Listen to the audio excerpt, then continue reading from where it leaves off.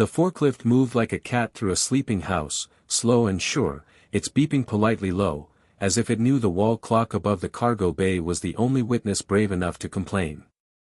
The pallet was shrink-wrapped into something that looked boring on purpose, plain brown, a rectangle among rectangles.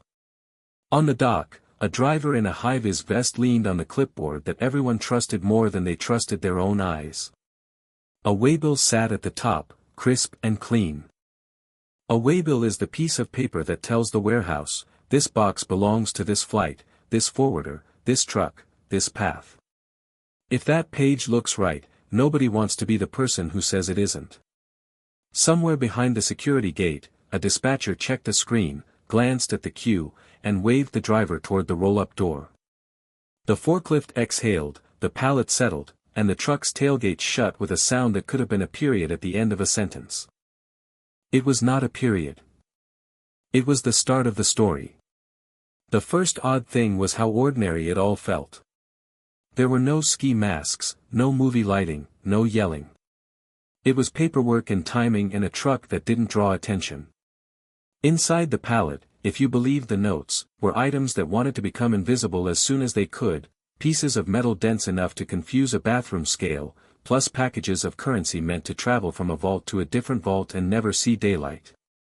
According to police, the value later argued about would hover around the 20 million mark in local currency, which is about 15 million in US dollars depending on the day. The actual number would become a character in the case, like a lawyer with a loud tie, because everyone, shipper, carrier, insurer, cares about what that number says about them.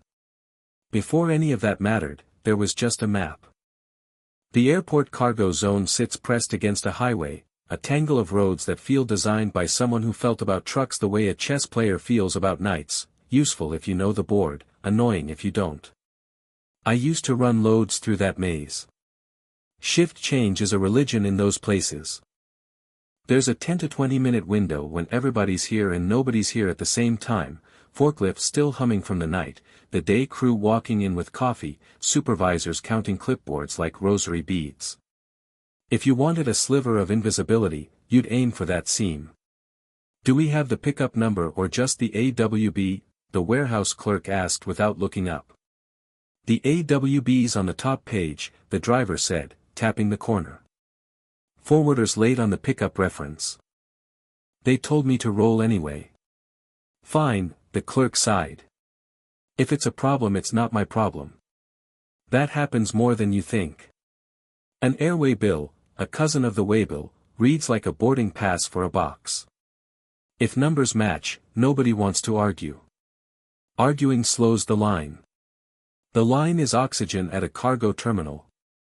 I'll admit something, I used to think good theft was just speed married to nerve. That's kid thinking. Grown men who last in the shadows understand that good theft is paperwork married to plausible humanity. You don't steal a pallet, you shepherd a misunderstanding to its natural conclusion. The men involved here, prosecutors allege, did not invent new magic. They used an old trick with a fresh haircut. The haircut was timing. The magic was the way nobody wants to be the one person who says, wait. The plan sounded almost lazy. You present a document that looks unremarkable. You wear the uniform that every third driver wears in the yard. You nod at the guard who's already seen 30 nods in the last hour. And you take what the paperwork says you're here to take. In a perfect world, the guard would look deeper. In an imperfect one, he looks at the clock. This was not a perfect world. It was Tuesday, or it felt like Tuesday. The driver kept the truck in the slow lane, because slow looks legal. Where's the escort? A loader asked as the forklift approached the bay. I thought they wanted two. Scheduled on the next run, the driver said. We couldn't get an extra hand off the earlier strip. There was a pause. The loader did a mental calculation of work done versus work remaining and then lifted the pallet anyway. You can be angry at that loader if you want. I won't be. We all choose which fire to fight. In a warehouse, the fire with the closest smoke wins. There's a myth in this business that the biggest risks live in the night. Night has rules. Lights are bright where they should be dark.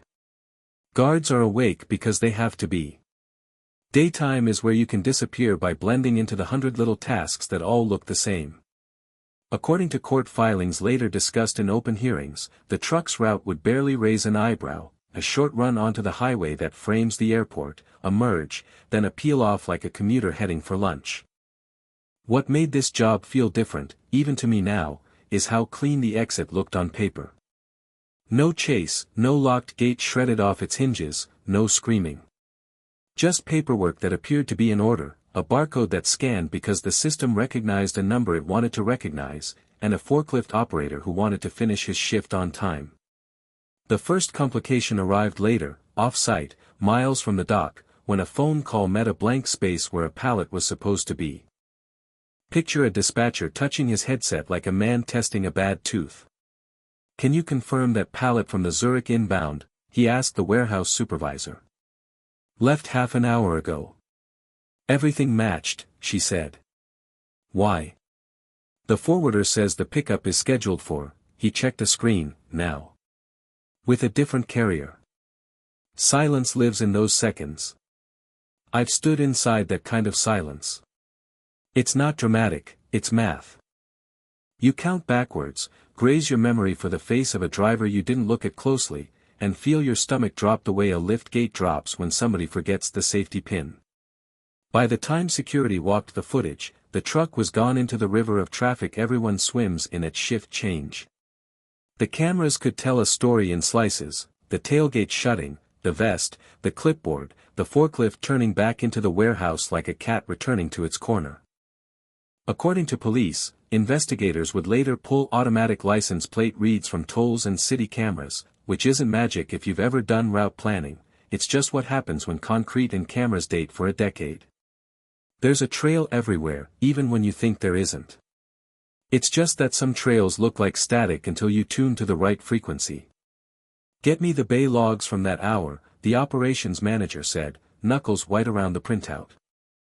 "And call the airline's cargo liaison. Now." "What do I tell them?" the security lead asked. "Tell them we might have a problem," the manager said. "Then tell them it's not our fault. Try not to laugh." That last line is pure logistics. The blame game starts before the audit does. Everyone has a contract that says someone else is supposed to be perfect. Perfection is expensive. The world is not perfect. The gap between those truths is where lawsuits grow tall. If you've never seen how this kind of case gets unraveled, imagine a puzzle that keeps changing shape while you assemble it. There are cameras, sure, but cameras love angles that hate faces. There are vehicle hits, but rental agreements travel faster than a bad rumor. There are phones that ping towers in polite little arcs across the city, but phones belong to people who sometimes lend them to other people whose names they don't want to remember. According to police briefings, the interesting trail here lived where all cargo theft stories eventually wander, in the conversion. Dense metal doesn't like to stay as it is when everyone's looking for it. You convert it. You change the shape, the look, the surface story. You haircut the evidence. "Doesn't that set off alarms at refineries?" a junior detective asked during a break room conversation, stirring a coffee that needed mercy. "It depends on how much and how fast," the older detective said. "It also depends on who's asking the question and whether the refinery wants to hear the answer. It's not that refineries don't care. It's that their job is to turn metal into different metal all day long. If the paperwork is in order and the customer has been around, the system trusts. Everyone in a supply chain sits somewhere on that spectrum between trust and paranoia, and the sweet spot is small." According to investigators who spoke carefully at the time, small pieces of jewelry, bars shaved down and re-stamped, and cash moving like a school of fish through different accounts became the pieces of the story with edges that matched. You don't need one big clue when you have 100 small ones that fit like teeth on a gear. The first arrest felt like a stone hitting a quiet pond. It wasn't the end, it was the ripple that told you where the stone came from. Officers executed warrants on addresses tied to vehicles and names that had sidled close to the documents used at the dock. A bundling of phones, laptops, and something that looked suspicious next to a kitchen scale made the kind of photograph that newsrooms love and defense lawyers hate. According to police, some of the items recovered suggested that the valuable metal had been transformed into more ordinary objects, which is an old trick in a new jacket. I'm not going to explain how. I don't do tutorials. But anything can change its costume if it wants to.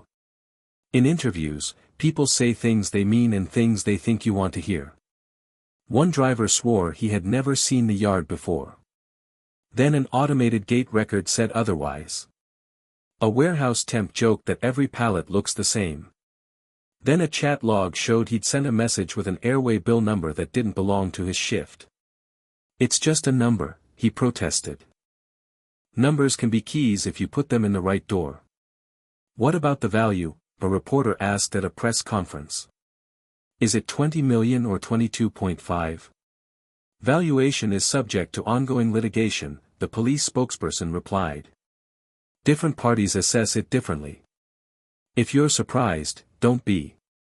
Shippers protect themselves by stating conservative values in public and larger ones in claims. Carriers say the numbers are inflated. Insurers say everybody is confused except the insurer. Truth sits in a room with 3 doors, and each door has a different lawyer behind it.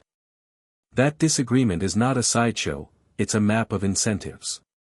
When you understand incentives, you understand why a guard waves a driver through or a clerk stamps a document without a lover's level of attention. There was a witness who did not realize he was a witness. He was a parking attendant on a lot a mile or so from the cargo bay. He remembered a truck because he liked the engine note. Old diesel, but tuned, he said, smiling at the memory. People do that, they love machines that purr like a bad idea that's going to work. According to investigators, the timing of that truck's in and out that day put it in a bell jar on their timeline. You could see the arc now: gate camera, highway toll, parking lot scan, neighborhood CCTV, and then a dark period where the truck went to ground. The dark period ended because greed is a loud friend. Money moved through accounts like someone trying to sneak downstairs without the stairs creaking. The stairs creaked anyway. One bank flagged a pattern after a series of deposits tried too hard to be unremarkable. You can be invisible or you can be consistent, you cannot be both for long. An analyst, the kind of person who reads spreadsheets the way a detective reads faces, called it in. That call brought the story to a front door where morning light and a badge met a surprised expression. "I have a warrant to search the premises," the officer said. "For what?" the man asked, in a tone that meant, "I already know," even if his lawyer would later say he didn't. "For items related to a cargo theft and the proceeds thereof," the officer replied. On a shelf they found something pretty in an ordinary way. Jewelry with a weight that didn't match the story on the receipt. In a drawer they found cash that still smelled like the counting machine at a foreign exchange. In a trash can, a scrap of shrink wrap printed with a code that matched pallets from the airline's terminal.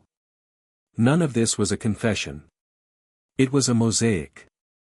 According to police, the man said little, asked for a lawyer, and looked at the floor. By then the shape of the case was visible to anyone who had ever moved freight for a living. There was a planner who understood the yard's rhythm. There was at least one person who touched the database or the documents that lived next to the database, somewhere between the forwarder, the airline's cargo system, and the handlers who translate ones and zeros into boxes and pallets. There were drivers, some with real badges, some with the ability to borrow those badges' shine. There was a fence with a memory for weights and a taste for stories that could be filed as estate and liquidation without making anyone blush. Roles like these recur because systems recur. We don't rebuild the world from scratch each time, we reuse a staircase we think is safe. Could this have been stopped? A trainee asked me months later when we were walking a different yard. Sure, I said. You stop it in one of 100 places. But none of those places look like they're on fire until after the smoke reaches the ceiling. How do you know which smoke to watch? He asked. You watch the smoke that looks like fog, I said. The kind people choose to walk through. In court, moments take on their own lighting. A prosecutor holds a palette photograph like a priest holds a chalice. A defense lawyer calls an investigator overconfident and says the paperwork could mean anything. The judge tilts a head, because judges hear human stories for a living and understand how often people try to simplify them. According to filings, some defendants face charges related to theft over a threshold, possession of property obtained by crime, and conspiracy. There were not guilty pleas, as there often are. Trials and hearings take time. The public wants an ending. The law wants to walk, not run. Months later, the airport cargo community was still skittish in ways only insiders would notice. The badge office grew a line that snaked down a corridor as if the hallway itself had turned into paperwork. A new procedure required second checks on high-value pallets that already had a first check. The second check meant the first one mattered more, which annoyed the man who had done the first check yesterday and felt insulted today. You don't fix trust with a memo. You fix it with 1,000 small frictions that make the old, easy mistake slightly harder. The easiest crime is the one that looks like the normal thing, in the normal place, at the normal time. Double verify the airway bill, a supervisor told the team. And if you can't verify, call me. I don't care if it's 3 in the morning. Even for the regulars, someone asked. Especially for the regulars, she said. That's the trap. Routine is a magician's best assistant. The number, 20 million, 22.5, pick your hill, kept orbiting coverage like a moon that refused to settle into a calendar. Insurers kept their voices calm. Carriers held their shoulders square. Shippers leaned into words like discrepancy and valuation methodology. None of them were lying exactly. They were gardening. If you bend the question just right, the answer grows into the shape you prefer. According to those who know the ledger side better than the loading dock, the final settlement on losses can depend on which clause walked into the room first. I think about the driver more than I think about the pallet. He stood on a dock that morning with 15 seconds of choice he'll remember longer than we'll talk about this story. There's a temptation to turn him into a villain, and maybe you'll be right if certain facts are proven in certain rooms. But there's also a temptation to excuse him because so many others nodded him through. Both temptations are lazy. This story is not about one person. It's about the way systems create rooms where a nod becomes a key. If you've ever worked those rooms, you know the feel, fluorescent light, the smell of rubber tires, the piano metronome of scanners beeping, and the way a piece of paper can lift a gate faster than any smile. A month after the arrests, a friend who still runs a small fleet called me. He sounded tired. Got a problem, old man, he said, meaning me. Only one. I said. Luxury. Client wants us to pick up high value at the airport, he said. Now they want 2 drivers, 2 locks, a second verify, and a higher insurance certificate. Rates the same. What did you tell them? I asked. I told them we'll do it, he said. And we won't renew the contract next quarter unless they meet us halfway. How'd they take that? They said we can be replaced, he said, and laughed without humor. They're right. Everybody's replaceable. That's the problem. He wasn't wrong. Logistics works because every person and piece can be swapped without the machine stopping. That's also why it fails. Replaceability is healthy until it becomes invisibility. If you don't know who is doing what and why, the paperwork becomes the person. Paperwork doesn't have a conscience. There was a rumor months after, someone in a bar swore they saw a bracelet that used to be something else. That's the romance people try to add to these stories. They want the loot to have a life, like it's the main character. It isn't. The main character is the system we built to move good things fast, cheap, and reliably, and the way that system assumes the next person is honest because the last person was. According to every veteran I've met, the best fraud schemes rehearse that assumption like an actor rehearses a line. When they hit the stage, the rest of us clap because the scene feels familiar. A year out, some charges had moved, others waited, and the lawyers were still gardening their preferred flowers. People asked me over coffee if I thought the men behind it were smart. They were smart enough to bet on human nature and a Tuesday morning. That's not genius, that's homework. The day we start treating paperwork like a tool instead of proof, we'll lose fewer pallets. The day we start rewarding clerks for saying, wait, instead of punishing them for slowing the line, we'll bleed less value in the seams between shifts. If you want a moral, I don't have one. I have a memory. I'm standing on a dock years ago when a driver hands me a sheet with an airway bill number that I know belongs to a different flight. I catch it because I've seen that number once already, under bad lighting, when a printer smudged the last digit. I ask him to wait. He sighs. The line groans. My boss glares. Then the forwarder calls and says, hold that pallet. Something's off. I've replayed those 10 minutes 100 times since. I wasn't heroic. I was stubborn. Stubborn is a poor man's armor in this job. Maybe that's all I'm asking for at the end of this story, a little more stubbornness in the right moments. A loader who double-checks a code because the quiet part of his brain nudges him. A guard who lifts a hand and says, give me 5 minutes, even when 5 minutes feels like a scandal. A dispatcher who calls twice instead of trusting the screen once. None of that will make the news. Headlines prefer shiny numbers and tidy villains. The work that actually protects us looks like boredom rubbing against care. You've listened this far, so you probably know someone who works a dock or drives a truck or sits in a carrier's cube farm and speaks fluent spreadsheet. Ask them what their Tuesday looks like. Ask them where the seams are and what they wish they could slow down without getting yelled at.